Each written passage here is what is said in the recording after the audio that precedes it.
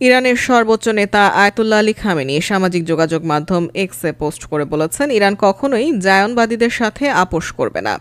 পোস্টে বলা হয়েছে, আমরা জায়নবাদীদের প্রতি কোনো রহম দেখাবো না। অন্য একটি পোস্টে তিনি বলেন, যুদ্ধ শুরু হয়েছে।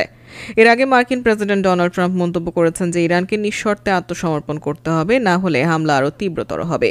এছাড়াও আয়াতুল্লাহ আলী খামেনির অবস্থান শনাক্ত করা হয়েছে।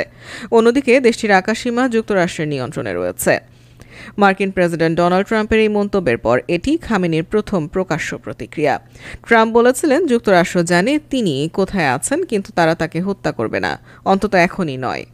গত সপ্তাহে ট্রাম্প খামেনিকে হত্যার একটি ইসরায়েলি পরিকল্পনায় ভেটো দিয়েছেন।